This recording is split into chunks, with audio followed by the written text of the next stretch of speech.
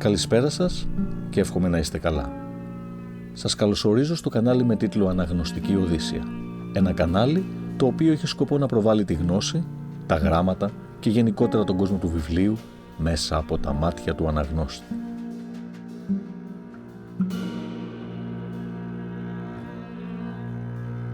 Καλησπέρα σας.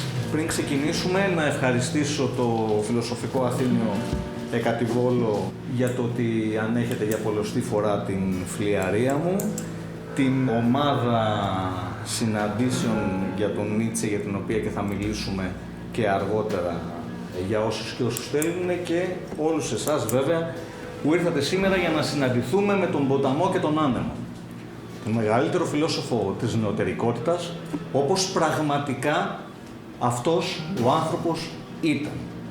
Διότι θα πρέπει, πριν ξεκινήσουμε την ομιλία, να αμφισβητήσουμε οι ίδιοι μέσα μας, ακόμα και αν έχουμε διαβάσει τον Νίτσε, αν έχουμε διαβάσει Νίτσε ή τον νιτσεϊσμό της Ελίζαμπεθ Φώστερ Νίτσε ή τον νιτσεϊσμό του Καζαντζάκη, του Βλαστού, αλλά και άλλων ανθρώπων από το εξωτερικό.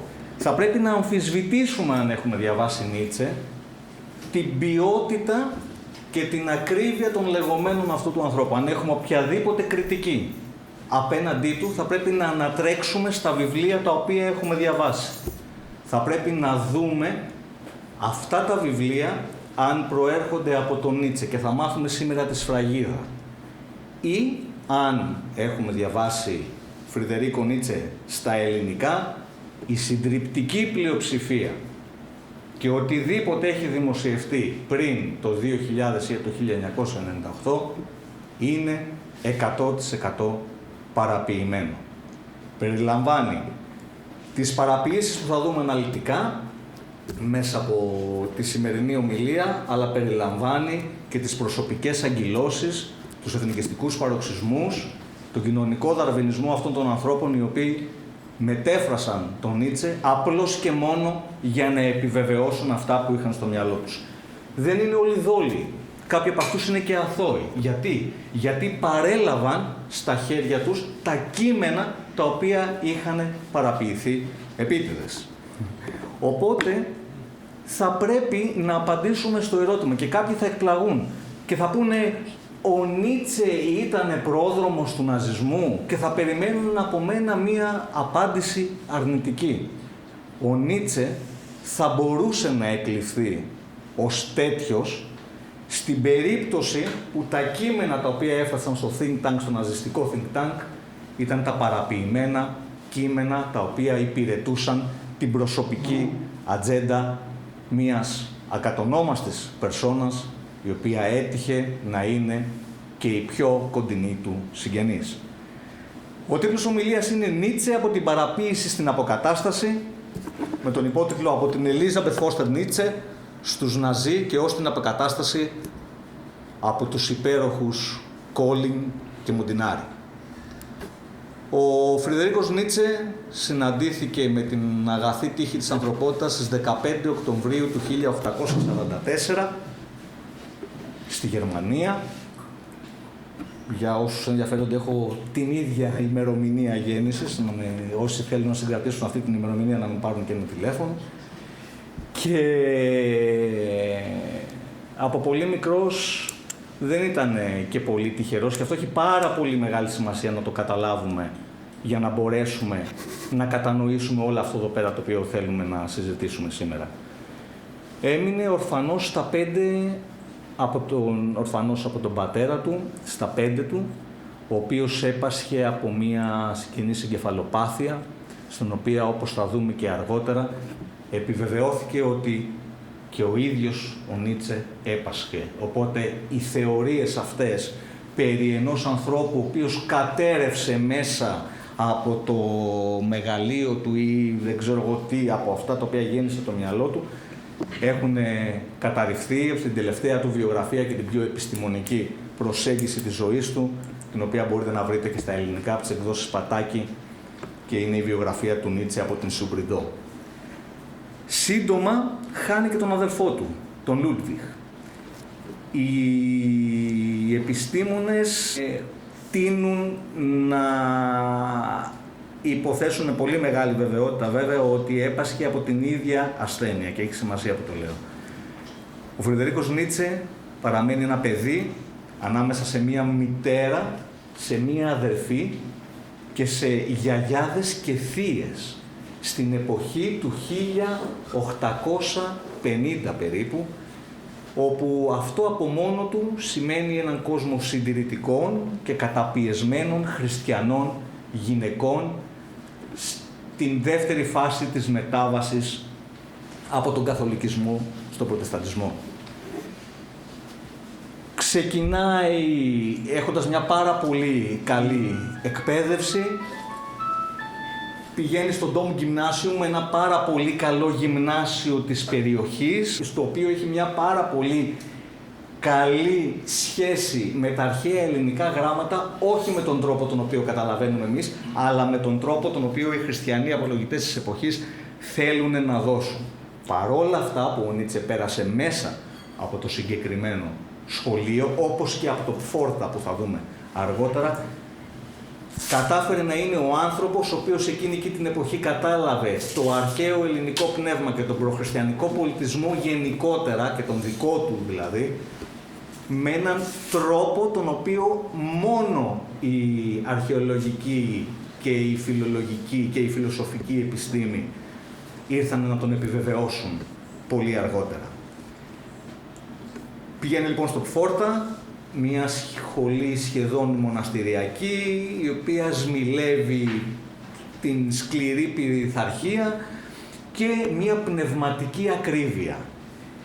Προσπαθεί να προσεγγίσει λοιπόν αυτό το οποίο θεωρεί τον θησαυρό της ανθρωπότητας, την χριστιανική ηθική και τον προχριστιανικό πολιτισμό, με έναν εξαιρετικά ιδιαίτερο τρόπο, τον οποίο απαιτεί από τους μαθητές του να το κατανοήσουν χωρίς κανένα ελεύθερο πνεύμα.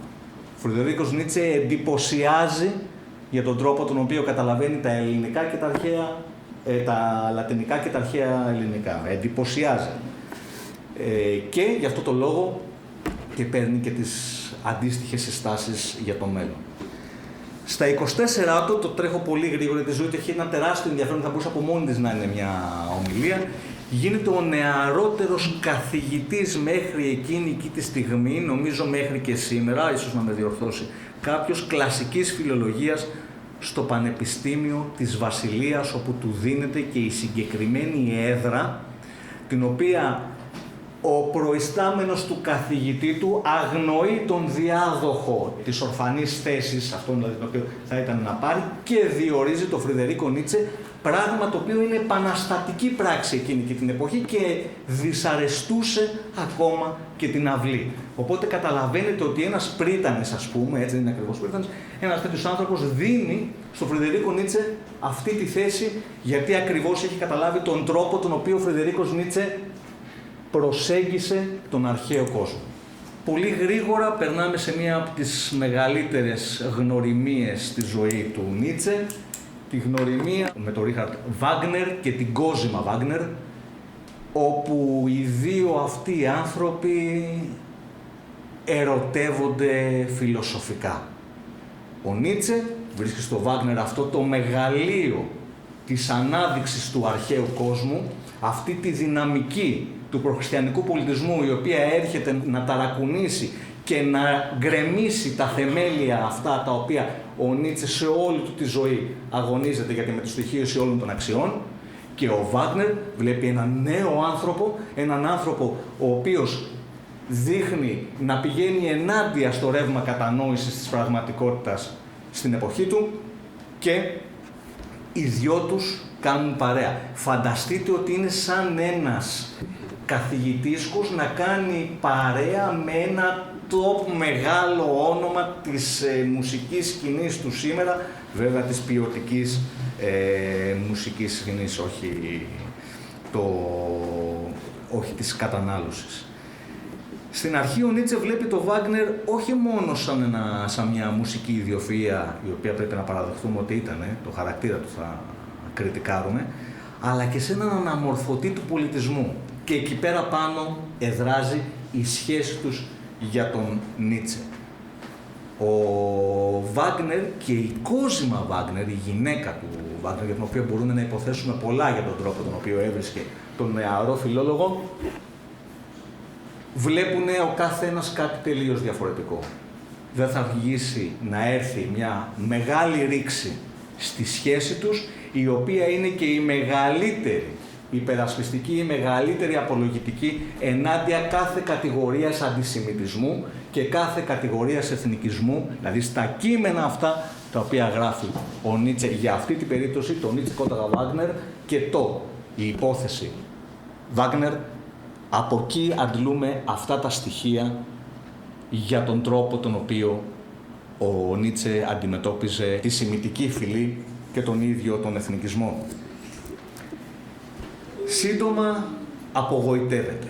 Η βαγνερική στροφή στο γερμανικό εθνικισμό και το χριστιανικό μυστικισμό διαλύει τον Νίτσε, ο οποίος έχει γράψει την γέννηση της τραγωδίας και αναζητά τον διονυσιακό αντιχριστιανικό προσανατολισμό στον τρόπο της σκέψης, αλλά και στην ίδια τη ζωή. Και όταν μιλάω για αντιχριστιανικό προσανατολισμό, μιλάω για την επίθεση στις χριστιανικές αξίες οι οποίες γεννιόντουσαν και αναπαραγόντουσαν από τον προτεσταντισμό της εποχής του. Το 1876 ο Βάγνερ, με κρατικές επιχορηγήσεις, με χρήματα τα οποία έχει πάρει από τους αστούς και τους φεουδάρχες, τους τελευταίους φεουδάρχες της εποχής, κάνει ένα τεράστιο φεστιβάλ, μπορεί να το έχετε ακούσει, το φεστιβάλ του Μπαϊρόιτ. Εκεί πέρα ανεβάζει τον Πάρσιφαλ, στον οποίο ο Νίτσε καταλαβαίνει πρώτος το τι ο Πάρσιφαλ θέλει να περάσει.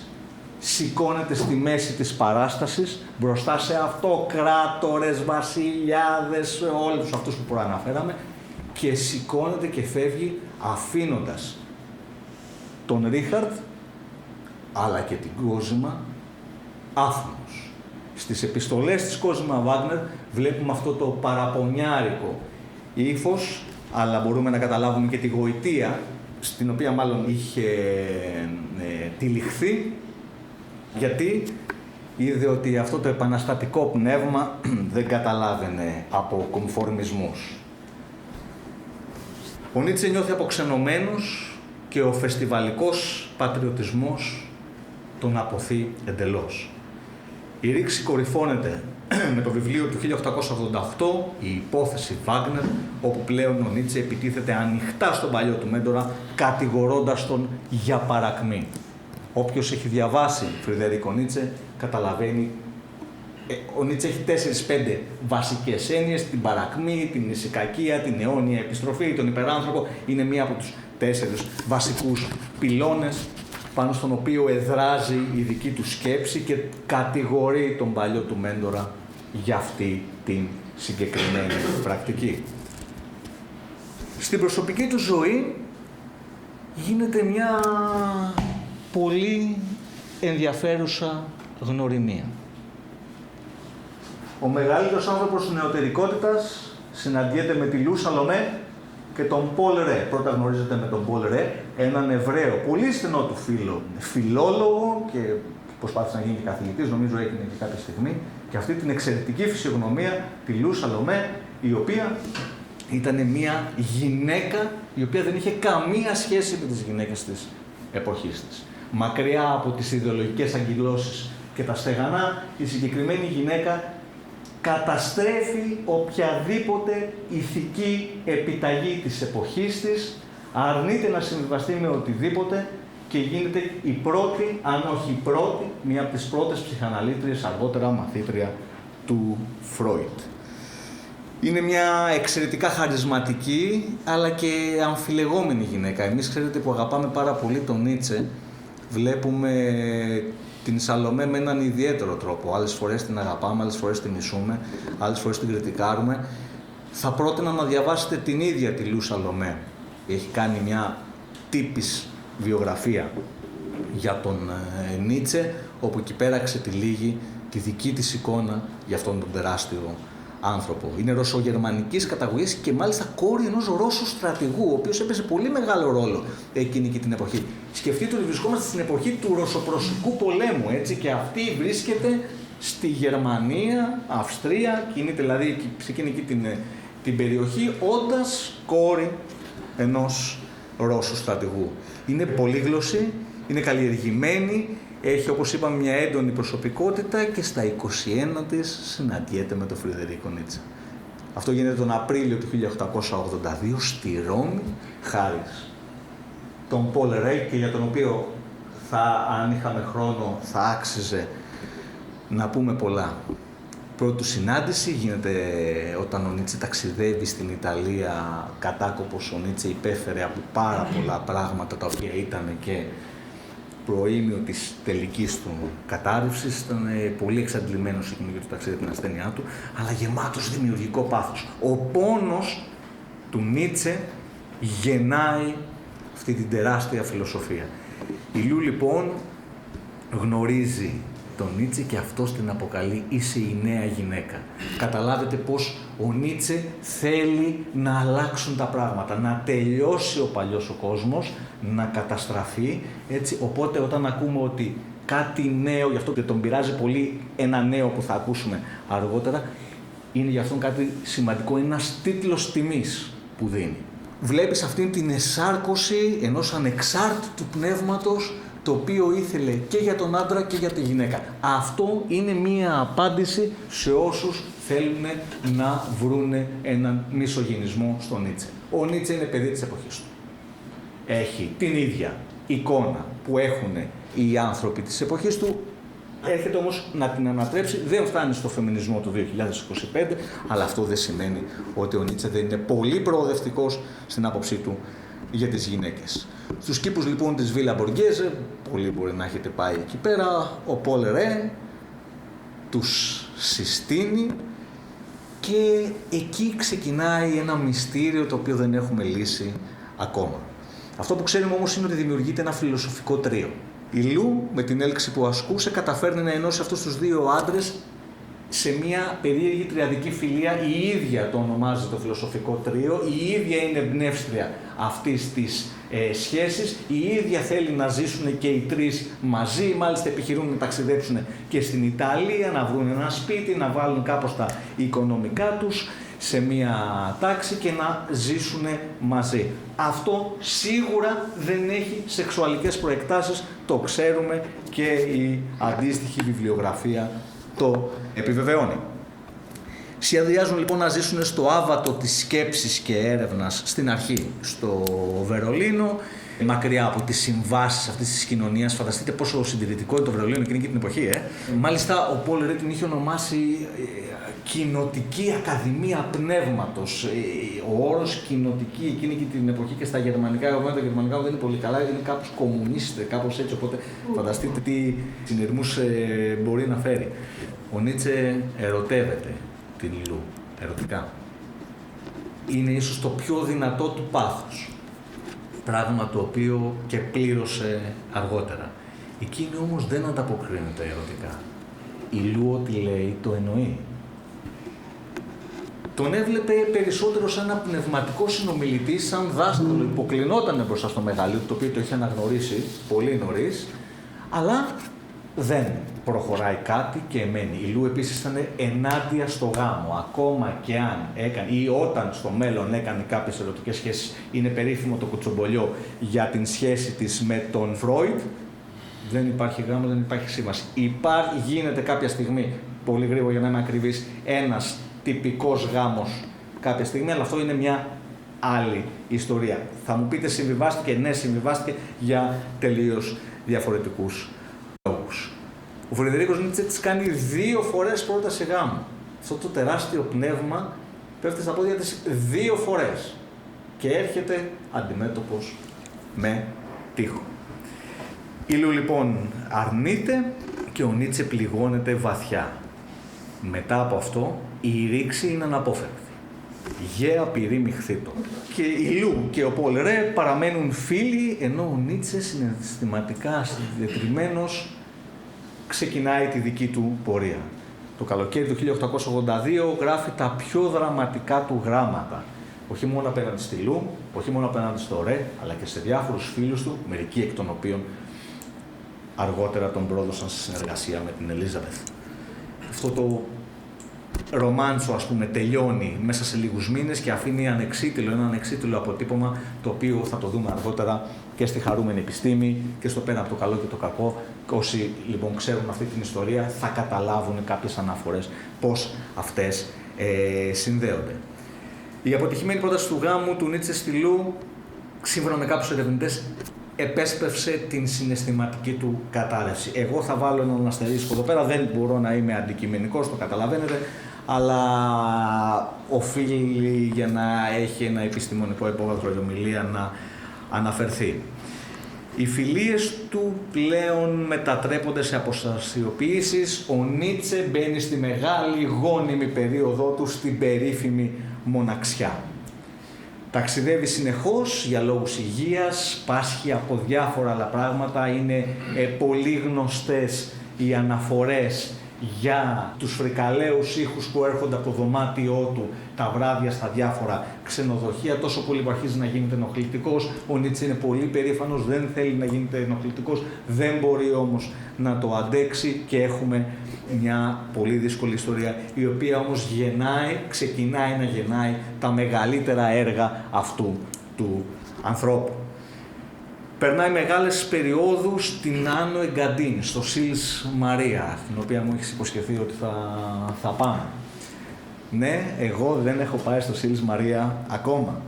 Είναι στην Ελβετία, ένα ήσυχο αλπικό χωριό, στη λίμνη Σιλβαπλάνα, όπου εκεί πέρα η αγαθή τύχη τον φέρνει απέναντι στην γέννηση, στην σύλληψη δηλαδή και στην δημιουργία του Ζαρατούστρα. Καθόμουν εκεί κοντά σε ένα τεράστιο βράχο στη λίμνη και να που ήρθε σε μένα η σκέψη, λέει ο ίδιος.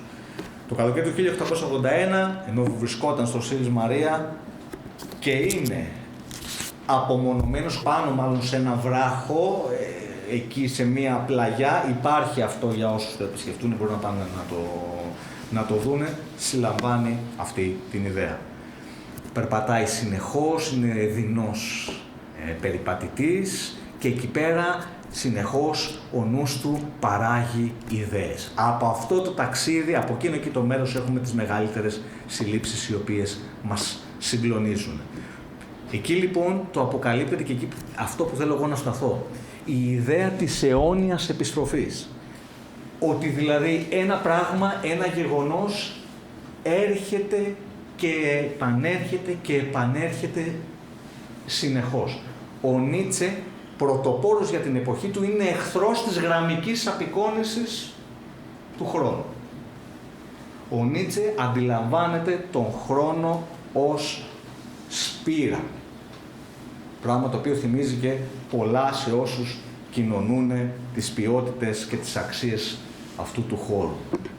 Για τον Νίτσε ο χρόνος είναι μία σπήρα. Άρα λοιπόν θα πρέπει να είμαι καταφατικός σε ό,τι μου συμβαίνει, καλό ή κακό, ξανά και ξανά και ξανά. Τότε μόνο μπορώ να είμαι ελεύθερος.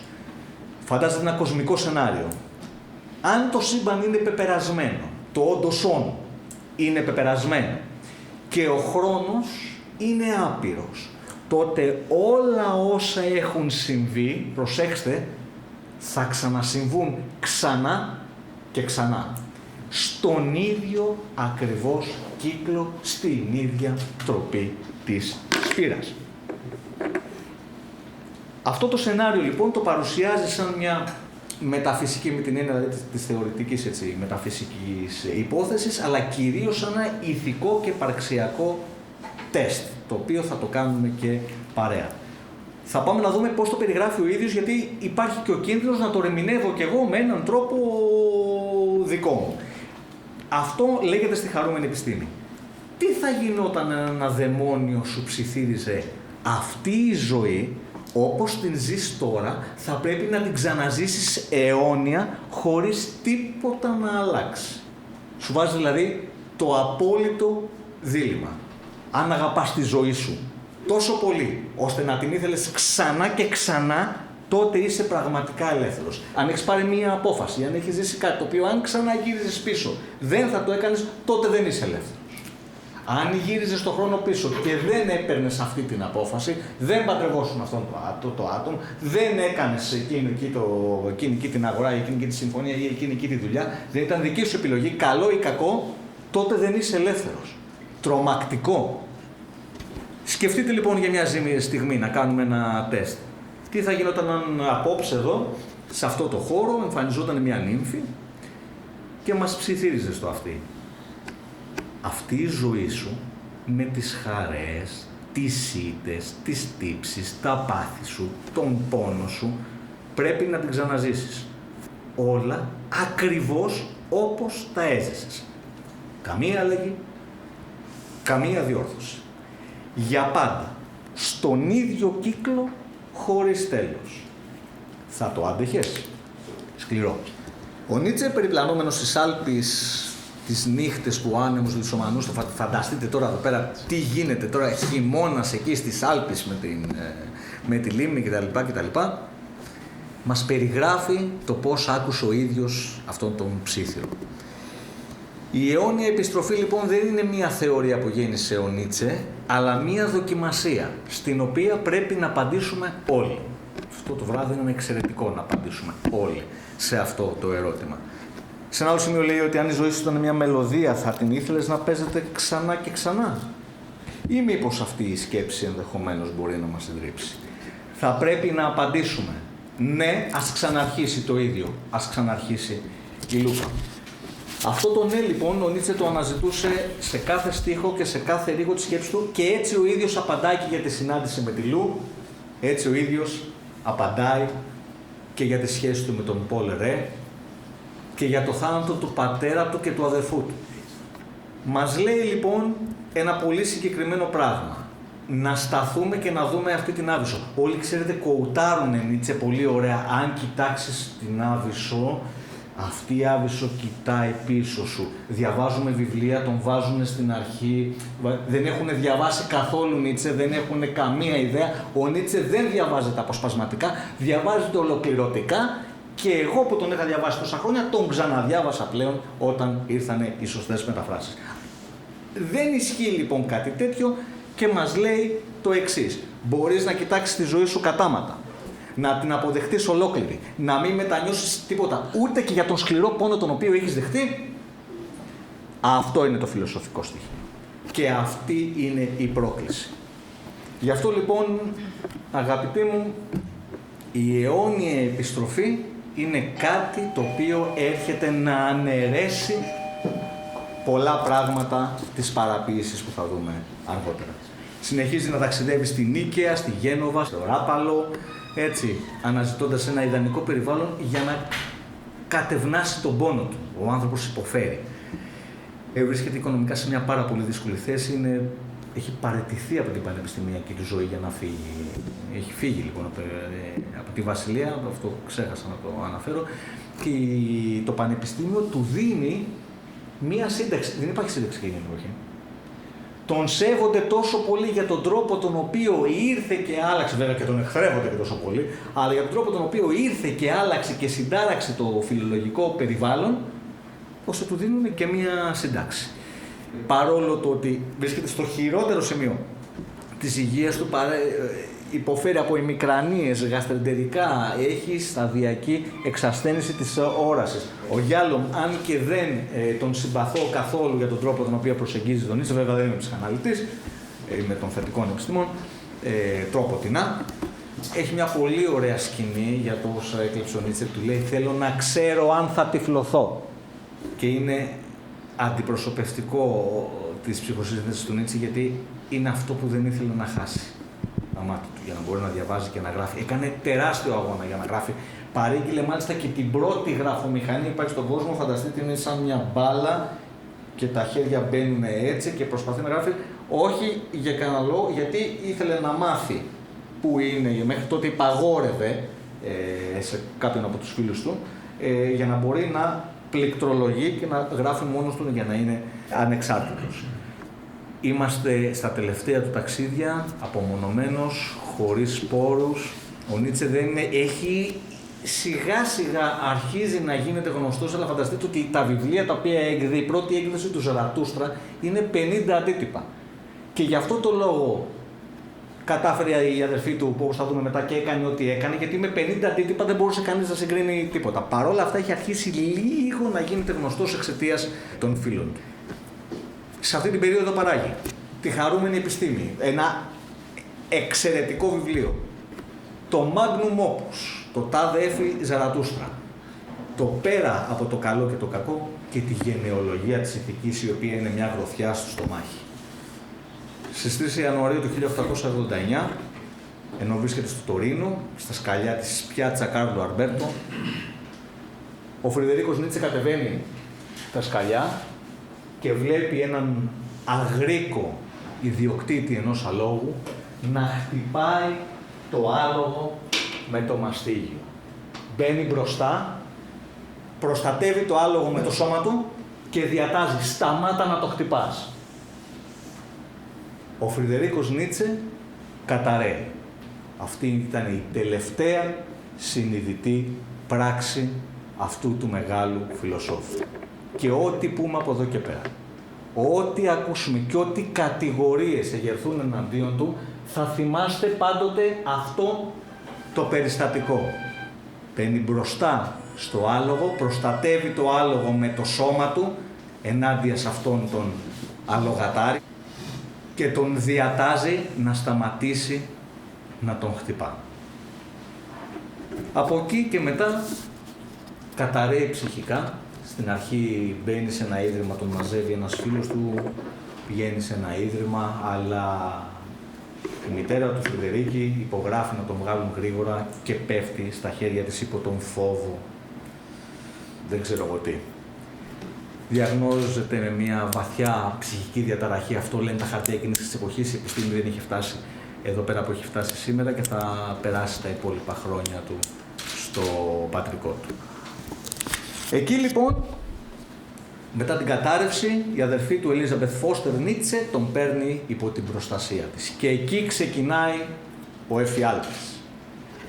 Ο Νίτσε δεν γράφει τίποτα, πλέον δεν μπορεί να επικοινωνήσει, δεν έχει καμία σχέση με τη λογική. Αυτός ο άνθρωπος ο οποίος επανέφερε τον ανθρώπινο λογισμό εκεί όπου διακόπτηκε πριν από 16 αιώνες, αυτός ο άνθρωπος πλέον δεν μπορεί να πει ούτε μία καλημέρα.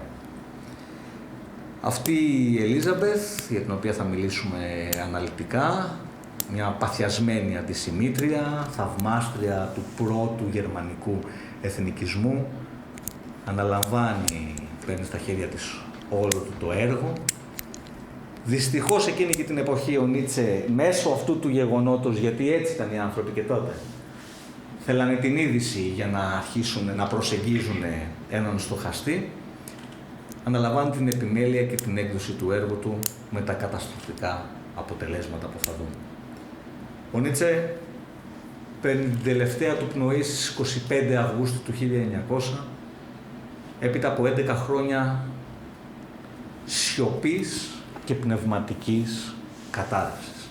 Αν και για μένα η ημερομηνία θα είναι πάντοτε η 3 Ιανουαρίου του 1889. Από αυτόν τον άνθρωπο, από το σώμα του αυτού του ανθρώπου που παραδίδεται στη γη, βγήκαν οι πιο ριζοσπαστικές σκέψεις για τον Θεό, την ηθική, την εξουσία και την ανθρώπινη φύση, που αν δεν το έχετε κάνει, αν δεν τον έχετε συναντήσει, να το κάνετε άμεσα και θα δείτε ότι είναι ακριβώς έτσι όπως τα λέω. Δεν υπάρχει μιμητής παρά μόνο αργότερα και πατώντας πάνω σε αυτόν. Θα μιλήσουμε για την Ελίζαμπεθ Φώστερ Νίτσε, αλλά πρώτα θα μιλήσουμε για τον Μπέρναχτ Φώστερ, τον άνθρωπο ο οποίος έδωσε το όνομα στην Φώστερ, τον άντρα της δηλαδή, αυτόν τον ανεκδιήγητο άνθρωπο, a big zero, ένα μηδενικό, ο οποίος όμως είναι η αιτία για την οποία γίνεται η όλη παραποίηση. Γεννήθηκε το 1843, θα με τρέψει να διαβάσω, γιατί δεν θα θυμάμαι και απ' έξω για αυτόν εδώ πέρα τον άνθρωπο.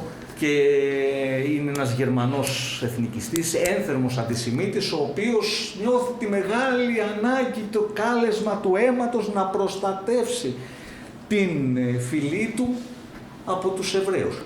Χριστιανισμός, προτεσταντισμός της εποχής του. Αυτό το πράγμα έχει σαν εχθρό, αυτό έχει κατασκευαστεί και εκεί πέρα έχει κολλήσει. Οι Καθολικοί, για παράδειγμα, δεν είχαν κανένα πρόβλημα, γι' αυτό και στην Νουέβα Τζερμάνια που θα δούμε αργότερα, τους κάλουσε χωρίς κανένα πρόβλημα. Ήταν δάσκαλος στο επάγγελμα και θεωρούσε τον εαυτό του ιδεολόγο. Ένας άνθρωπος ο οποίος δηλώνει ιδεολόγος. Βέβαια είπαμε, Big Zero, δεν είναι καθόλου σημαντικός διανοητής. Αν διαβάσετε οτιδήποτε έχει διασωθεί από εκεί πέρα, είναι σχέτη κωμωδία. Στην πραγματικότητα ήταν ένας ακτιβιστής, αυτό ήταν. Ήταν ένας ακτιβιστής της ιδεολειψίας πάνω στην οποία είχε αγκυλωθεί. Είχε ένα οραματικό αλλά παθολογικό πάθος να δημιουργήσει μια καθαρή γερμανική κοινωνία μακριά από τον εβραϊκό εκφυλισμό της Ευρώπης, όντας ο ίδιος πιστός προτεστάντης. Το 1885 λοιπόν γυρίζει τη Γερμανία, πουλάει όνειρα, λέει θα πάμε να φτιάξουμε την Νουέβα Τζερμάνια, θα κάνουμε την Άρια Φυλή, θα την προστατεύσουμε, θα φύγουμε, θα πάμε στην Παραγουάη και δεν ξέρω εγώ τι και τα λοιπά, μαζεύει λεφτά, μαζεύει κορόιδα, κάνει ράνι και φεύγουν λοιπόν για την Νότια Αμερική με σκοπό να δημιουργήσουν τη γερμανική απικία χωρίς Εβραίους, την οποία και ονομάζουν Νουέβα Τζερμάνια. Το 1887 κατεβαίνουν με την Ελίζαμπεθ και με ένα σωρό τσαρλατάνους και κορόιδα πηγαίνουν, βρίσκουν ένα μέρος το οποίο είναι άνεδρο, τους πούλησαν και οι Παραγουανοί δεν ήταν χαζοί άνθρωποι, τους δώσαν ένα χώρο, αυτοί ξέρανε ότι βρέχει 300 από τις 365 μέρες το χρόνο, ό,τι βάζω κάτω, ό,τι σπέρνω βγαίνει, δεν ήταν και η βοτανολογία στο επίπεδο που είναι σήμερα, παίρνανε σπόρους, ξέρω εγώ τι παίρνανε για ντομάτες και δεν μπορείτε το φύτρωνε κάτι τέτοιο. Ας πούμε, θέλουν τους κάνουν κολοκύθια, δεν ξέρω εγώ τι. Και ο Φώστερ ξεκινάει μια συστηματική προπαγάνδα για να δημιουργήσει αυτό το οποίο ονομάζει το Τρίτο Ράιχ. Είναι λοιπόν ένας πρωτοναζί, δεν έχει καμία σχέση με τον σοσιαλισμό, άρα δεν είναι εθνικοσοσιαλιστής, πάντως είναι ένας εθνικιστής ο οποίος λιάνει το έδαφος. Αν ψάξουμε να βρούμε δηλαδή το λίκνο του εθνικοσοσιαλισμού, με μεγάλη ασφάλεια μπορούμε να πάμε και να καταλήξουμε στους ανθρώπους αυτής της εποχής, όχι μόνο στην Νουέβα Τζερμάνια, αλλά και στους όμοιους τους που ήταν στην Γερμανία. Το εγχείρημα απέτυχε παταγωδώς. Οι συνθήκες της ζούγκλα της Παραγουάης είναι αφόρητες για τους λευκούς τεύτονες που έχουν κατέβει κάτω. Οι άπικοι υπέφεραν από αρρώστιες, τσιμπήματα, έντομα, δαγκώματα, δεν ξέραν, βγαίναν, ας πούμε, βόλα και τους δάγκωναν φίδια, έτσι. Και βέβαια από εσωτερικές διαμάχες. Γιατί αυτή η Ελίζαμπεθ κάνει απίστευτα σκάνδαλα. Συνεννοείται με την κυβέρνηση για την απικία, η οποία κυβέρνηση ευνοεί για κάποιον λόγο την απικία, να παίρνουν έναντι μικρού αντιτίμου κάποια σιτηρά κτλ. Και αυτή μετέτρεπε αυτές τις ισοτιμίες και έπαιρνε κρέας, έκανε μια χαρά ζωή αυτή και ο Φώστερ και οι υπόλοιποι υποφέρανε χειρότερα από ότι η ίδια η μοίρα της περιοχής εκεί τους είχε επιτάσει. Τα σκάνδαλα της Ελίζαμπεθ είναι τρομερά, περιγράφονται εξαιρετικά καλά στο βιβλίο της Σουμπριντό. Ο Φώστερ, έχοντας ένα πολύ μικρό και ξεχασμένο ίχνος αξιοπρέπειας το οποίο ξυπνάει μέσα του, καταρρέει ψυχολογικά και αυτοκτονεί το 1889 παίρνοντας δηλητήριο σε ένα ξενοδοχείο της Αντουσιών, στην οποία είχε πάει εκεί πέρα, υποτίθεται, για μία υπόθεση της Νουέβα Τζερμάνια.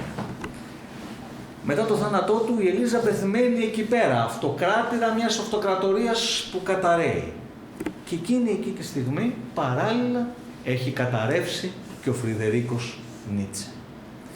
Η μητέρα του, η οποία έχει πάρει πλέον τον Νίτσε στα χέρια της, ζητάει βοήθεια από την αδερφή του, η οποία πανέξυπνη, παμπώνηρη μάλλον, πηγαίνει πίσω στη Γερμανία για να καλλιεργήσει το ύπουλο της σχέδιο, το οποίο είναι και η μοναδική επιτυχία της οικογένειας Φώστερ. Μιλάμε για μια πικραμένη, ματαιωμένη, γεμάτη φανατισμό και συμπλέγματα γυναίκα, η οποία όμως είναι αγκυλωμένη στο όραμα του Φώστερ. Η Ελίζαμπεθ πρόδωσε τον αδερφό της, δεν πρόδωσε ποτέ όμως τον Μπέρναχ. Και στρέφεται λοιπόν στον ανεκμετάλλευτο πνευματικό πλούτο του αδερφού της, όπου υπόσχεται στη μητέρα της και στους πρώην φίλους του αδερφού της ότι θα το αναδείξει. Και πετυχαίνει να αναδείξει αυτό που πολλοί νομίζανε ότι είναι το έργο του Φρεντερίκου Νίτσε.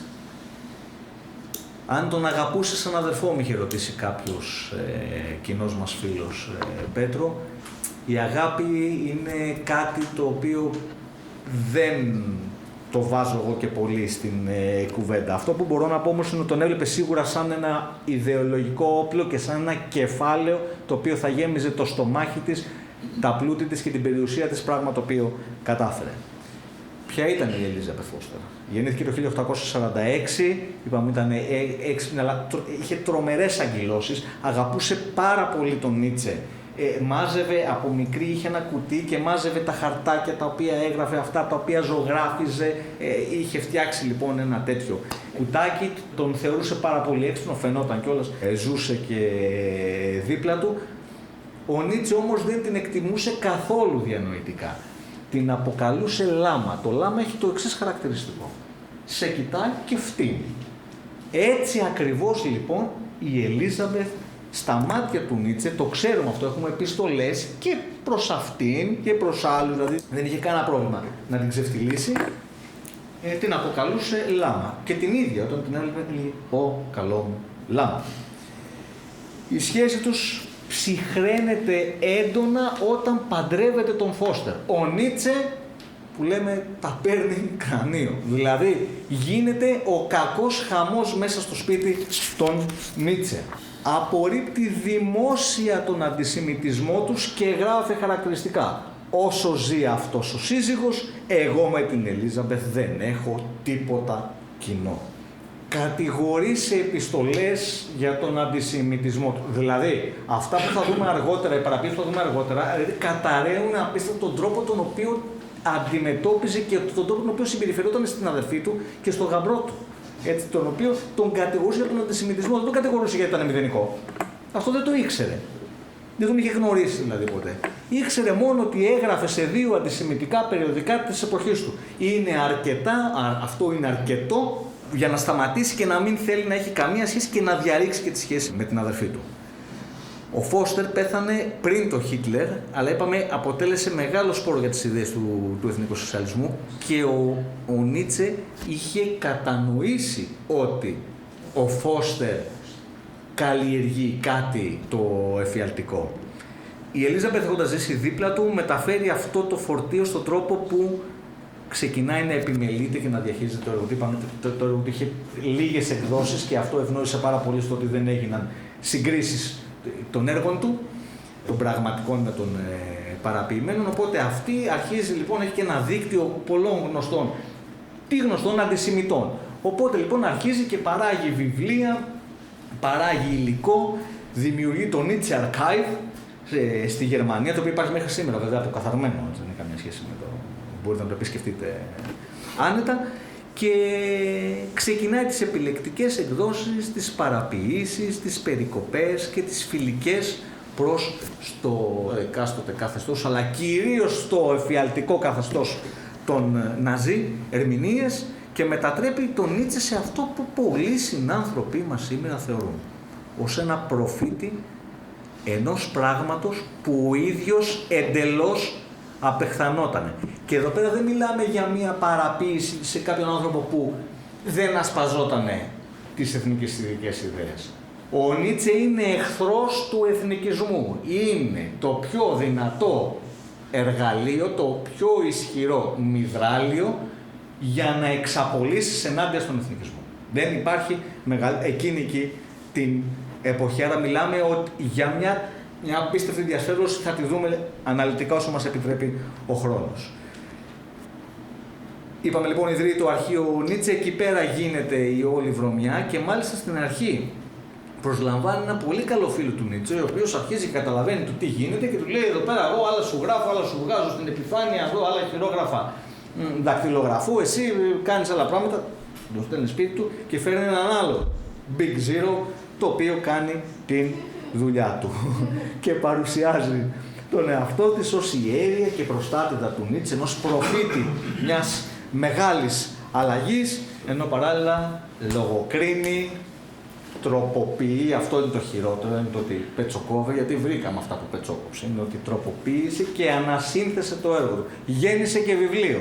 Πολλοί μπορεί να το έχουν διαβάσει, το πώς είναι στο τέλος. Υπάρχει βιβλίο με υπογραφή Νίτσε που δεν είναι του Νίτσε.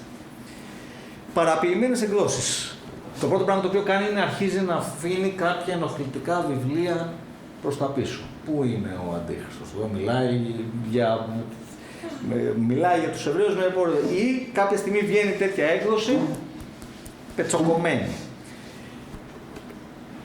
Παίρνει λοιπόν τα χειρόγραφά του, αλλάζει με αυθαίρετο τρόπο, παίρνει βιβλία ήδη που είχαν ήδη εκδοθεί, που υπήρχαν στο αρχείο με το όνομα Βραδιποδία, έτσι έλεγε ο Νίτσε, μια βαλίτσα μεγάλη, ένα μεγάλο μπαούλο το οποίο κουβαλούσε σε όλη τη ζωή με τα αγαπημένα του βιβλία μέσα, όπου και αν πήγαινε, επειδή είπαμε ταξίδευε συχνά, παίρνει αυτά εδώ πέρα, αρχίζει λοιπόν, κάνει αυτό το πράγμα, ενώνει αποσπάσματα από διαφορετικά έργα, παραλείπει ηρωνίες. Ο Νίτσε είναι τρομερά ήρων, τρομερά επιθετικός και τρομερά ευθύς. Αυτό ενοχλεί πάντοτε τις εξουσίες. Ο Νίτσε που μας έχει φτάσει στα χέρια μας και εδώ στην Ελλάδα, το Βλαστό, τον Καζαντζά και τα λοιπά, είναι Νίτσε που δεν έχει καμία σχέση με την ευθύτητα, την αμεσότητα και τη δυναμική αυτού του τεράστιου στοχαστή. Κορυφαίο παράδειγμα είναι το βιβλίο «Η θέληση για δύναμη». Ποιοι από εδώ έχουν διαβάσει, ποιοι θέλουν να δηλώσουν ότι έχουν διαβάσει τη θέληση για δύναμη? Ευτυχώς κανένας. Ωραία. Καλό είναι αυτό, δεν είναι κακό. Η θέληση για δύναμη δεν υπάρχει. Δεν είναι πραγματικό βιβλίο. Είναι γέννημα, εκδίδεται φυσικά όταν ο Νίτσε είναι σε παράνοια, μπορεί και μετά το θάνατό του, δεν το ξέρω αυτή τη λεπτομέρεια, δεν θυμάμαι δηλαδή, όπου παίρνει αποσπάσματα από τα χειρόγραφά του όταν ο Νίτσε ήθελε να φτιάξει το δικό του magnum opus, το οποίο θα αποτελόταν από τον Αντίχριστο, το πέρα από το καλό και το κακό, και ένα τελευταίο βιβλίο το οποίο δεν ξέρουμε πώς θα είχε κυκλοφορηθεί, και όλο αυτό εδώ το πράγμα θα ήταν μια τριλογία που θα λεγόταν «Η θέληση για δύναμη» και θα είχε τους αντίστοιχους τίτλους.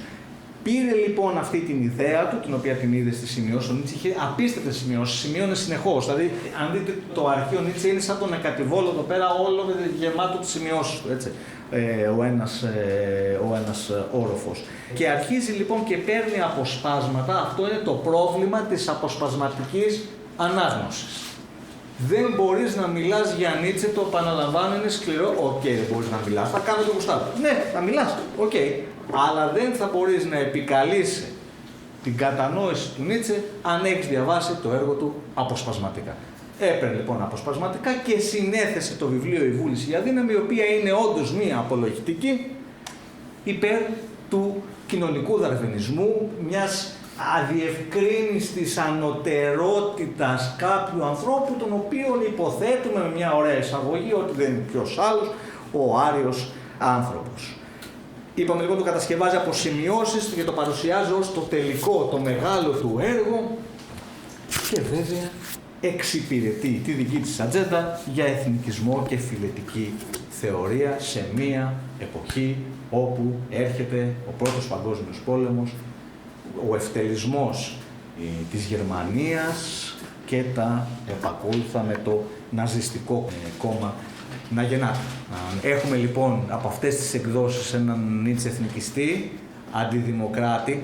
Ναι, δεν ήταν τελώς δημοκράτης ο Νίτσε. Βλέποντας, ναι, να τον δούμε λοιπόν λιγάκι αντικειμενικά. Ούτε υπέρ της ισότητας ήταν, με την έννοια την οποία κάποιες θεωρίες ή κάποιες ηθικές προτάσουν. Για τον Νίτσε η ισότητα είναι πάντοτε εξίσωση προς τα κάτω, αλλά πάντα μιλάει για ένα πνευματικό πράγμα, σε επίπεδο δικαιωμάτων, σε επίπεδο διεκδικήσεων υποχρεώσεων.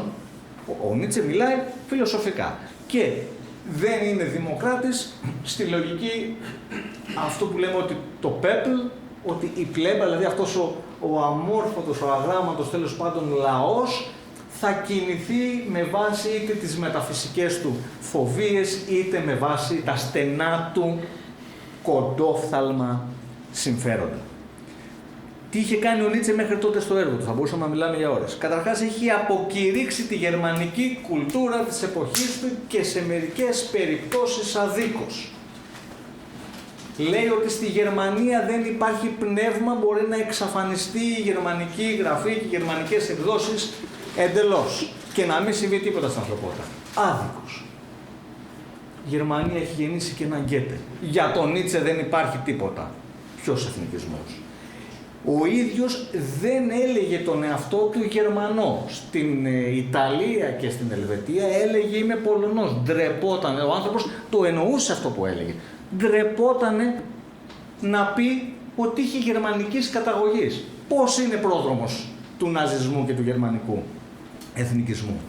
Είχε αποστραφεί τον αντισημιτισμό δηλαδή στην εβραϊκή φυλή. Δεν αναγνώριζε τη συλλογική ευθύνη. Αυτό τι είναι, δημοκρατικό ή αντιδημοκρατικό. Δεν αναγνώριζε την συλλογική ευθύνη ο Νίτσε, οπότε γι' αυτό το λόγο αποστρέφεται τον αντισημιτισμό και αποστρέφεται και τον χριστιανισμό. Οι Ναζί τρέχαν οπουδήποτε να βρουν εκκλησία, να τους ευλογήσει ο κάθε του παπάς. Και όταν τελειώσανε με τους Προτεστάντες πήγαν και πιάσανε και τους Καθολικούς. Και πιάσανε και τους Ορθόδοξους. Εδώ. Είχε γράψει φράσεις όπως «Η Γερμανία είναι ένα εθνολογικό τέρας». Και άλλα, αλλά να μην φάμε τώρα χρόνο. Πώς δημιουργείται λοιπόν η δημόσια εικόνα και ο μύθος γύρω από τον Νίτσε, τον προφήτη δηλαδή της νέας εποχής, του απομονωμένου σουφού που είδε όλα όσα οι άλλοι αγνοούσαν.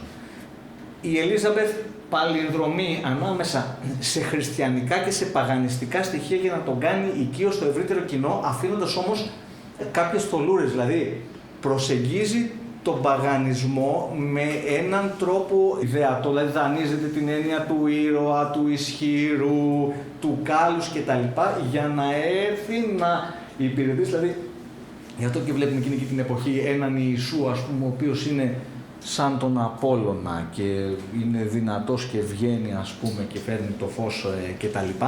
Εμπνεόμενοι από τέτοιου είδους πράγματα και καταστάσεις, η Ελίζαμπεθ ταχώνει πολύ καλά μέσα σε διάφορα κείμενα. Για τον Νίτσε δεν υπάρχει. Όποιος έχει διαβάσει τη γέννηση της τραγωδίας γνωρίζει πολύ καλά ποια είναι η προσέγγιση του στο Απολλώνα και στο Διονυσιακό, το οποίο κατά την άποψή μου δεν συγκρούονται κιόλας, δεν μπόρεσα ποτέ να καταλάβω πώς υπάρχει, από πού προκύπτει αυτή η σύγκρουση. Δικό μου λάθος αυτό. Και παρουσιάζει μια πιο παραδοσιακή και καθαρή γλώσσα σε αντίθεση με τον τρόπο τον οποίο ο Νίτσε έγραφε. Ο Νίτσε, αν εξαιρέσουμε δηλαδή τα πιο δοκιμιακά του έργα που είναι η γενολογία της ηθικής και η γέννηση της τραγωδίας κτλ. Όλα τα υπόλοιπα είναι έτσι πιο βιβλικά με τον τρόπο γραφής, έτσι. Πιο ποιητικά. Ο Νίτσε στην πραγματικότητα, κατά την άποψή μου τουλάχιστον, έτσι, είναι ένας ποιητής, ένας τεράστιος ποιητής, που διδάσκει με λίγο πιο άμεσο τρόπο από τον τρόπο τον οποίο το κάνει ο Όμηρος ή η ομιλική εποχή, έστω. Τα βιβλία, δηλαδή, αν διαβάσετε την Θέληση για δύναμη, καταλαβαίνετε, μπορείτε, αν είστε εξοικειωμένοι με τον Νίτσε, μπορείτε να καταλάβετε ποια πράγματα προέρχονται από τον Νίτσε, ποια πράγματα είναι βαλμένα.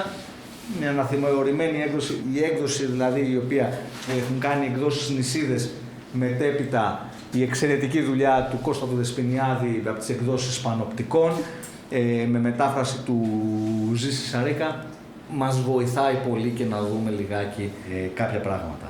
Η Ελίζαμπεθ λοιπόν προσεγγίζει το 1930-1932, οπότε δημιουργείται τώρα το Ναζιστικό κόμμα, δεν θυμάμαι ακριβώς, προσεγγίζει μόνη της από πρώτη. Δηλαδή, δείτε πόσο δόλια είναι, δεν την προσεγγίσαν οι άλλοι. Πάει αυτή και προσεγγίζει τους Ναζί και βρίσκει στο πρόσωπο του Χίτλερ ένα νέο προστάτη του έργου του αδερφού της. Είπαμε, είναι παμπώνη. Ο Χίτλερ επισκέπτεται το αρχείο του Νίτσε και φωτογραφίζεται και δίπλα στο άγαλμα του Νίτσε. Έχουμε από τη μία εδώ τον Χίτλερ, από την άλλη τον Νίτσε, τον κοιτάει με αυτό το βλέμμα, το εμείς οι δύο που είμαστε ίσοι και δεν ξέρω εγώ, και άλλη μια περιβόητη, ας πούμε, που είναι από το πίσω του το καπέλο και στέκεται μπροστά στον Νίτσε και κάτι τέτοια πράγματα. Ο Χίτλερ δεν είχε διαβάσει Νίτσε. Δεν βρέθηκε ούτε στη βιβλιοθήκη του, δεν βρέθηκε σε καμία ομιλία του, δεν έχει κοπιάρει ποτέ τίποτα. Το κάνανε άλλα πρόσωπα της ναζιστικής συμμορίας, αλλά έχοντας διαβάσει αυτά που παραποίησε η Ελισάβετ και κυρίως τη θέληση για δύναμη. Η θέληση για δύναμη έχει πουλήσει το 70% αν θυμάμαι καλά, έτσι συγχωρέστε λιγάκι την αμνησία μου, το 70% των πωλήσεων των άλλων βιβλίων, το πέρα από το καλό και το κακό δεν έχει πουληθεί ποτέ, δεν ξέρω καν αν έχει εκδοθεί το Νίτσε κόντρα Βάγνερ και η υπόθεση Βάγνερ δεν κυκλοφορούν, τον βρίζει ως εθνικιστή, ότι παίρνει ξέρω εγώ το πρότυπο το ένα και το κάνει αλλιώς, αυτά δεν κυκλοφορούν, είναι απαγορευμένα, έτσι, απαγορευμένα. Δεν τα προωθεί, δεν τα... Συγγνώμη γιατί το θέληση για δύναμη δηλαδή δεν έχει καμία σχέση με σημειώσεις του Νίτσε που εξέρχονται. Είναι σημειώσεις του Νίτσε, τις οποίες τις πήρε και τις έβαλε, είναι ένα ενιαίο συνεκτικό κείμενο, τις πήρε και τις έβαλε σε μετάσεις προσθέτοντας και βάζοντας το πράγμα. Τώρα, το πραγματικό κείμενο το πώς είναι, θα δούμε και θα το πούμε. Γίνεται μια τεράστια προσπάθεια αυτή τη στιγμή, έχουν κυκλοφορήσει τα άπαντα στην Ελλάδα, γι' αυτό και σας είπα πότε έχετε διαβάσει Νίτσε και από ποιες εκδόσεις. Ξεχάστε τις φθηνές εκδόσεις του Νίτσε. Αν θέλεις Νίτσε, δώσε 2-3 ευρώ παραπάνω να πάρεις τα βιβλία τα οποία προέρχονται από τις εκδόσεις Κολλή Μοντινά. Πάνω σε αυτό που ρωτάει ο φίλος, γιατί είναι σημαντική ερώτηση. Καταλαβαίνω ότι είναι κολλάζ από τις σημειώσεις του Νίτσε. Ναι.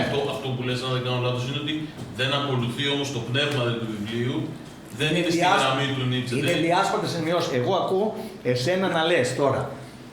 Πάμε να σκοτώσουμε τους μουσουλμάνους, είπε ο Γιάννης.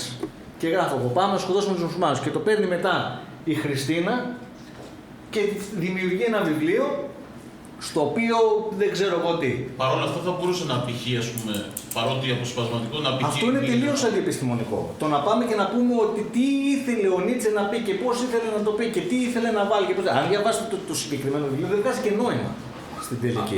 Από τις σημειώσεις ενός συγγραφέα του διαμετρήματος του Νίτσε μέχρι το να εκδοθεί σε βιβλίο είναι μια απόσταση τεράστια.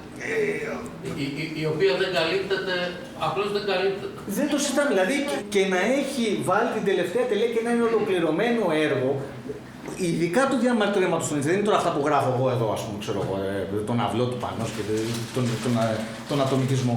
Είναι, δεν το εκδίδεις. Δεν μπορεί να το εκδίδεις, γιατί μπορεί να θέλει να το αλλάξει. Δεν το εκδίδεις. Δεν είναι, ξέρω εγώ, να εκδώσεις Καζατζάκι. Ο Χίτλερ λοιπόν επισκέπτεται, καταθέτει στεφάνι εκεί πέρα, απίστευτα πράγματα συμβαίνουν, όπου μιλάμε τώρα στον θεωρητικό αντίπαλό του κυριολεκτικά. Έτσι. Και προβάλλει το έργο του, στον οποίο ο Χίτλερ εκείνη και τη μέρα λέει ότι είναι προφητικό για την άρια φυλή, τη θέληση για δύναμη και τον υπεράνθρωπο. Κακομοίρη μου, δεν έχεις ιδέα τι είναι ο υπεράνθρωπος. Καταρχάς, ο Νίτσε είναι μεγάλος εχθρός της μνησικακίας. Βασικό στοιχείο του εθνικισμού είναι η μνησικακία. Βασικό στοιχείο του μονοθετισμού γενικότερα είναι η μνησικακία. Δεν μπορεί να έχει την παραμικρή σχέση με τον εθνικισμό ο Νίτσε. Μπορούμε να το επιρρύψουμε πάρα πολλά πράγματα, αλλά όχι αυτά. Επίσης, δεν μίλησε ποτέ για τον υπεράνθρωπο, φιλετικά για τον υπεράνθρωπο ο Νίτσε. Δεν έχουμε καμία σημείωση και το καταλαβαίνω. Αυτό βλέπεις όλους, κατεβαίνει, πηγαίνει εκεί πέρα στο κέντρο, ανοίγει την πόρτα, του δίνει να πιάσει το φαγητό, έχει μαζί του το νεκρό. Ποια φίλη και. Δεν μπορεί να σταθεί πουθενά αυτή η θεωρία. Έτσι.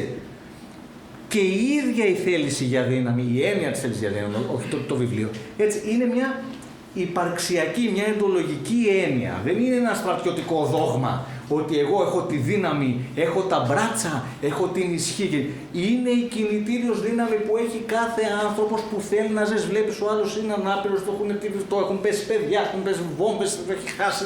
Ο Μάρκος Αβρίλιος έχασε τα παιδιά του. Η δύναμη αυτή που σε κάνει και σε κινητοποιεί να επιτελέσεις το έργο της φύσης, το οποίο είναι η διαιώνιση του είδους και η διατήρηση της ζωής, είναι η θέληση για δύναμη. Πολύ απλοϊκά τώρα, έτσι.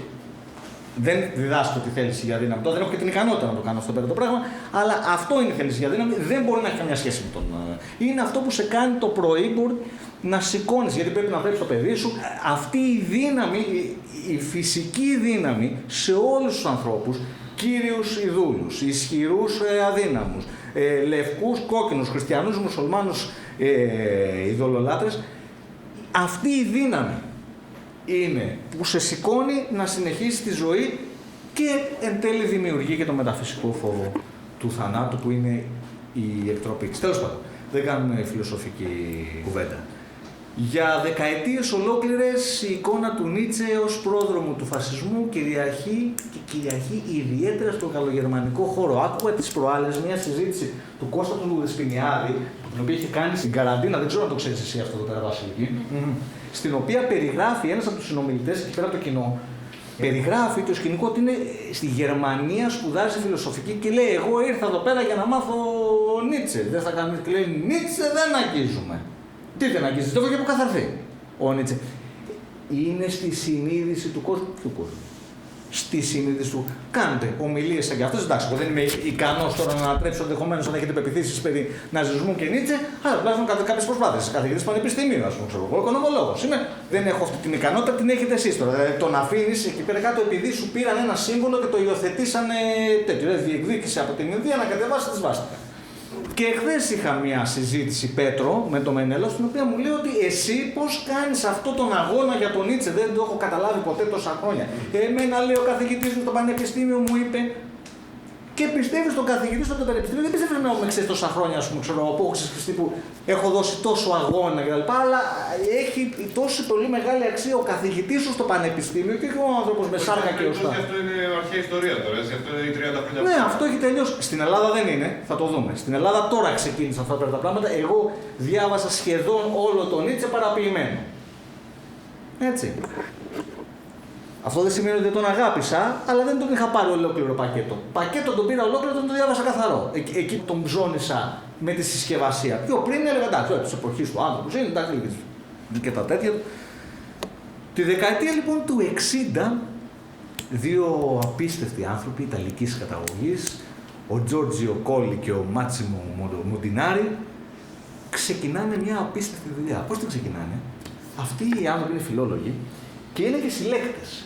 Και βρίσκονται στα χέρια τους κάποιοι, καταρχάς έχοντας διαβάσει Νίτσε και όντας άνθρωποι προοδευτικοί, καταλαβαίνουν ότι, λέει, εντάξει τώρα, το δικαιολογούσαν έτσι, λέει ότι αυτός ο άνθρωπος τώρα δεν ήταν πολύ στα καλά του, γιατί μία πήγαινε από τη μία μεριά, πήγαινε από την άλλη μεριά και το δικαιολογούσαν έτσι, γιατί υπάρχει πάντοτε αυτή η θεωρία ότι ο Νίτσε τρελάθηκε, ότι δεν είναι αποτέλεσμα δηλαδή μιας ασθένειας την οποία ή ότι τέλος πάντων είχε σύφυλλη, γιατί και οι δύο αυτές αν είναι συγγενείς εγκεφαλοπάθεια τους γονείς ή αν είχε πάθει σύφυλλη, δεν συνηγορούν στο ότι τρελάθηκε τέλος πάντων με τη μορφή της παράνοιας που καταλαβαίνουμε όλοι μας ότι αλλοιώνει τέλος πάντων μια σκέψη και σου λέει εντάξει. Οκ, ο άνθρωπος δεν ήταν και πολύ στα καλά του, από εδώ και από εκεί έλεγε. Δεν ξέρω τώρα πώς το σκεφτόντουσαν, αυτές ήταν δικές μου σκέψεις, οπότε δεν του είχαν δώσει πολύ δύναμη. Όταν όμως έπεθυσαν στα χέρια τους κάποια κείμενα των εκδόσεων της προ-Φώστερ εποχής, καθίσαν και κάνανε σύγκριση. Και αποφασίζουν και αφιερώνουν ολόκληρη τους τη ζωή. Πρέπει να τους μνημονεύουμε αυτούς τους ανθρώπους, όσοι αγαπάμε τον Νίτσε. Αφιερώνουν ολόκληρη τους τη ζωή πηγαίνοντας στη Γερμανία, στο Nietzsche Archive, το οποίο βέβαια έχει πέσει σε παρακμή λόγω το ότι έχει πέσει και το ναζιστικό καθεστώς του 1945 και έχει αρχίσει να γίνει αποκάθαρση και υπήρξαν και άνθρωποι που δουλεύαν εκεί πέρα, οι οποίοι προσπαθήσαν και αυτοί να κάνουν κάποια βήματα, οπότε συναντηθήκαν μεταξύ τους και αρχίζουν και μπαίνουν στα ιδιόχειρα κείμενα και σημειώσεις που έστελνε στους εκδότες τους, κάνουν ένα απίστευτο έργο και αρχίζουν και εκδίδουν βήμα-βήμα τα βιβλία, έχοντας εκτός τις παραποιήσεις και τις ψευδείς συνθέσεις, τις οποίες σε κάποιες εκδόσεις, αν πάρετε δηλαδή την κριτή έκδοση, θα τη δείτε μέσα, έτσι. Και παίρνουν το υλικό των τετραδίων, των σημειώσεων, των αποστολών και των αχρονολόγητων σκέψεων εκείνης της εποχής, κάνουν συγκριτική μελέτη γραμμή. Αποδομούνε. Κάνουν μια φιλολογική επανάσταση η οποία έφτασε παντού, στη χώρα μας έμεινε πίσω, γιατί θα έπρεπε να κατηγορήσουμε και μεγάλα ονόματα της ελληνικής διανόησης, ας πούμε, τους οποίους τώρα και αυτούς τους κοουτάρουμε, τους κάνουμε και μπλουζάκια, ας πούμε, κάτι τέτοιο, έτσι. και κατηγορούν και αποδεικνύουν βέβαια τη δημιουργία των ανύπαρκτων συνθέσεων της Ελισάβετ και όλη την απολογητική του ο Νίτσε ότι δεν είχε σκοπό ποτέ να ενώσει τέτοια πράγματα μεταξύ τους και κυρίως το να ενώσει την θέληση για δύναμη. Άρα υπάρχει κριτική έκδοση στον έργο. Ναι. Θα σας πω αναλυτικά όπου θέλετε να διαβάσετε μετά κτλ. Απέδειξαν λοιπόν ότι είχε σβήσει και ότι είχε τροποποιήσει φράσεις που δεν τέριαζαν στο δικό της εθνικιστικό αφήγημα. Ανέδειξαν ότι ο Νίτσε, μακριά από φιλετικές θεωρίες, ήταν αυτός ο υπέροχος, υπαρξιακός στοχαστής που μπορείτε να γνωρίσετε μέσα από τις εκδόσεις των Κόλλη και Μοντινάρη και ότι αυτό που ήθελε ο Νίτσε να κάνει ήταν να σπάσει κάθε είδους δεσμά, όχι να συντηρήσει τις γενετικές γραμμές και τις γραμμές γονιδίων κτλ. Και να προκαλέσει κυρίως μια ριζική αυτοκριτική. Αν υπάρχει κάτι το οποίο είναι δύσκολο στον Νίτσε, είναι αυτό το οποίο θα κάνει μέσα μας. Είναι πολύ βίαιος ο Νίτσε απέναντι στον αναγνώστη του. Γι' αυτό και τον μεταμορφώνει. Αλλά είναι πολύ βίαιος. Συμφωνείς, Βασιλική? Όχι, δεν θα συμφωνήσω, γιατί εγώ τον αγάπησα με την πρώτη. Δεν μου φάνηκε καθόλου βίαιο. Μου τέριαξε. Έχεις διαβάσει τις παλιές εκδόσεις. Όχι, η Βασιλική έχει γνώση. Το έργο τους λοιπόν οδήγησε σε αυτό που λέγεται κριτήσε Gesamtschaube, δεν είναι καλά τα γερμανικά μου, κριτική ολοκληρωμένη έκδοση και είναι αυτό το οποίο πρέπει να αναζητούμε, επειδή είναι δύσκολη η έκφραση, ψάχνουμε μεταφράσεις από Κόλλη και Μοντινάρη, θα σας τα πω αναλυτικά. 1964-1995. Τόμο το πραγματικό περιεχόμενο της σκέψης του. Έτσι λοιπόν, σώζεται ο Φρεντερίκος Νίτσε από τη μοίρα που του είχε επιβάλει η Ελισάβετ και η ναζιστική προπαγάνδα καταραίει με πάταγο. Δεν τον πολύ ακούσαμε αυτόν τον πάταγο, τέλος πάντων. Χάρη στη δουλειά του, σήμερα ο Νίτσε διαβάζεται πλέον όχι σαν ένας προφήτης της βίας, αλλά σαν ένας ποιητής της υπαρξιακής αυτονομίας. Αυτό είναι, κατά την άποψή μου, εδώ πέρα τώρα λέω δικά μου πράγματα, έτσι, και ένας κριτικός του μαζικού πνεύματος. Εδώ μπορούμε να το ασκεί, όσοι θέλουν να το ασκήσουν κριτική. Εγώ προσωπικά όχι. Αλλά είναι κριτικός του μαζικού πνεύματος κάθε εξουσίας. Όχι του μαζικού πνεύματος της pop κουλτούρας που θα έλεγε εσύ Πέτρο. Είναι κριτικός του μαζικού πνεύματος που έλκει την καταγωγή του από τα συμφέροντα της εξουσίας, αλλά και προέρχεται μέσα από τον κόσμο, από το Pebble, και νομιμοποιεί την κάθε εξουσία να καταπιέζει τις μάζες του, τον κόσμο. Μία φράση κατακλείδα. Δεν υπάρχει μεγαλύτερη προσβολή για τον στοχαστή από το να τον χρησιμοποιούν για σκοπούς που εκείνους απέριπτε μέχρι τέλους. Φρεντερίκος Νίτσε. Αυτό είναι δική του τέτοιο... Γιατί ταιριάζει και σε άλλες, σε πάρα πολλές. Και εδώ μέσα θα μπορούσαμε να... Ναι. Οι Κόλλη και Μοντινάρη έδειξαν πως το έργο του Νίτσε είναι πιο ζωντανό και πιο επίκαιρο από ποτέ. Τώρα πρέπει να διαβάσουμε έτσι, τώρα βέβαια μπορούμε να το διαβάσουμε καθαρά. Ακριβώς επειδή είναι ανοιχτό, ριζικά αντιδογματικό ακόμα και στη σχέση που δημιουργούμε εμείς με τον εαυτό μας και δεν είναι ένα μανιφέστο κάποιο πουλταρχισμού ή κάτι το οποίο θα διαβάσεις και θα είναι ωραίο. Ποιες είναι αυτές οι εκδόσεις? Στην Ελλάδα η συντριπτική πλειοψηφία των εκδόσεων, ακόμα και εκδόσεων που βγαίνουν τώρα, γιατί είναι πιο φθηνές, είναι τελείως δωρεάν το να πας να διαβάσεις κάτι το οποίο δεν είναι να πάρεις να μεταφράσεις κάτι. Έχω εγώ ένα εκδοτικό οίκο, πλέον θα μεταφράσω Νίτσε, πάω και παίρνω την αγγλική, γαλλική έκδοση τάδε, ξέρω, τη γερμανική έκδοση τάδε, αν θέλω να το μεταφράσω από τα γερμανικά και τη μεταφράζω, είναι τζάμπα. Πληρώνω τον μεταφραστή ή άμα κάνω εγώ τον μεταφραστή, ακόμα καλύτερα. Οι εκδόσεις που προέρχονται από τους Κόλλη και Μοντινάρη έχουν τη σφραγίδα, αναφέρονται αυτό στις σημειώσεις στην αρχή της σελίδα και στην Ελλάδα είναι. Η μεγαλύτερη προσπάθεια που συντελείται αυτή τη στιγμή είναι από τις εκδόσεις Γκούντεμπεργκ, οι μεταφράσεις του Βαγγέλη Δουβαλέρη υπό την εποπτεία του Ήρκου πρωτίστως Αποστολίδη και της οικογένειας Αποστολίδη. Ο Αντίχριστος, κάποια άλλα μικρά κείμενα τα οποία είναι άρθρα κτλ. Είναι πεντακάθαρα και μεταφέρουν ακριβώς το νιτσεϊκό νόημα. Διαβάζεις Νίτσε, έχει μέσα τα κεφάλαια για τον Ιουδαϊσμό, για τους Εβραίους, πώς το αντιμετωπίζει κτλ. Πού τους κατηγορεί για τη γέννηση του χριστιανισμού, πού τους απαλλάσσει, την ίδια τη σχέση του με τον χριστιανισμό αλλά και με τον Χριστό, το πώς βλέπει το ένα, το πώς βλέπει το άλλο. Και βέβαια δεν μπορούμε να παραλείψουμε και τα βιβλία των εκδόσεων Νησίδες για όσους πάνε σε παλαιοβιβλιοπωλεία ή πλέον τις εκδόσεις Πανοπτικών, όπου έχουν εκδώσει τα άπαντα σε μετάφραση του κυρίου Σαρίκα, όπου είναι όλες αυτές εκδόσεις των Γκόλιν και Μοντινάρη. Άρα Νίτσε διαβάζουμε μόνο από εκεί. Δεν κάνω διαφήμιση, έτσι. Αλλά αυτό είναι από αυτές τις μεταφράσεις. Αργήσανε πάρα πολύ, δηλαδή ακούω ανθρώπους που διαβάζαν το 60-70, στην ομάδα που έχουμε μοιραζόμαστε και είστε και όλοι καλεσμένοι κάθε τελευταία Πέμπτη του μήνα. Στο προφίλ μου μπορείτε να βρείτε πληροφορίες, όπου εκεί πέρα βλέπουμε το ότι γράφανε κάτι εισαγωγές παράλογες. Γράφανε τώρα δύο κυρίες, μια καθηγήτρια και μια νομικός, και εγώ έλεγε το πόσο ο Νίτσε δείχνει την ποιότητα του γερμανικού πνεύματος. Θα θυμάσαι αυτό εδώ πέρα, Βασιλεία, μιλάμε για πράγματα τώρα ανήκουστα. Ανήκουστα. Οπότε ξεχάστε το, και αν έχετε διαβάσει, συγγνώμη που σας στεναχωρώ, αλλά δεν έχετε διαβάσει. Εύχομαι δηλαδή να μην έχετε διαβάσει Νίτσε. Κλείνοντας,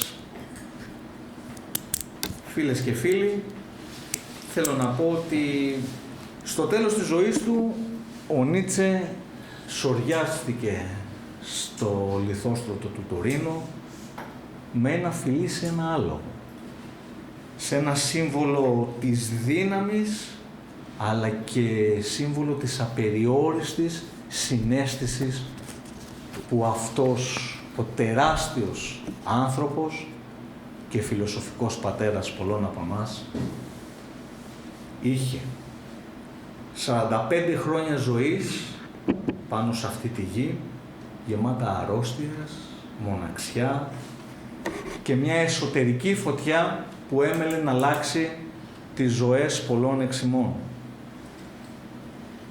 Όμως άφησε πίσω του κάτι που δεν μπορούσαν να θάψουν ούτε οι παραχαράκτες του, ούτε οι παραποιητές, ούτε οι αλλιωτές.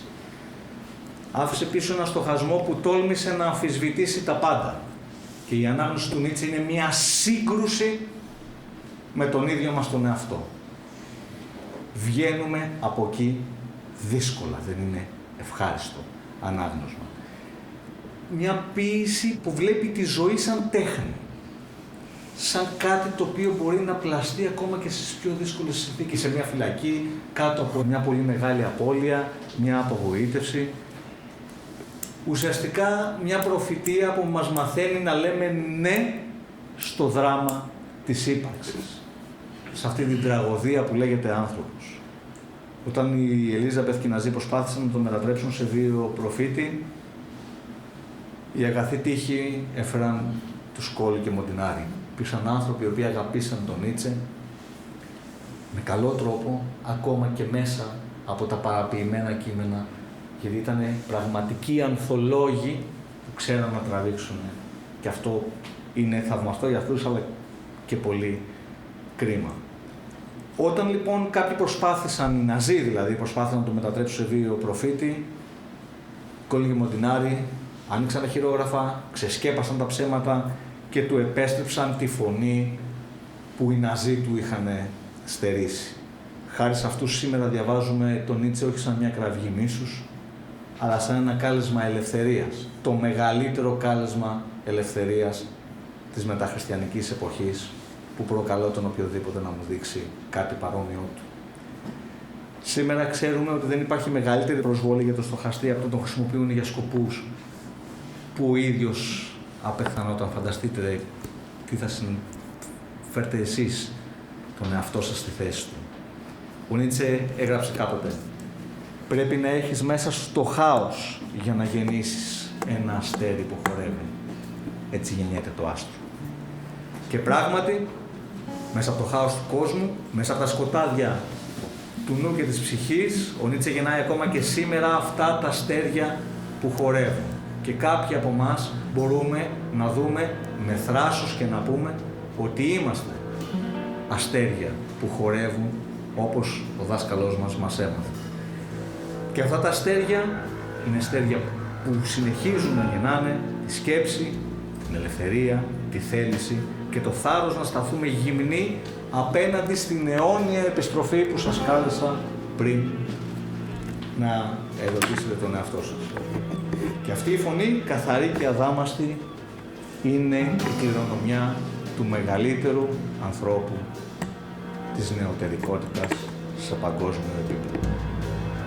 Δεν υπάρχει τίποτα καλύτερο από το να μπούμε στα κείμενά του και να τα κρατήσουμε ζωντανή όσο ακόμα μπορούμε να αναπνέουμε και να διαβάζουμε. Σας ευχαριστώ πολύ.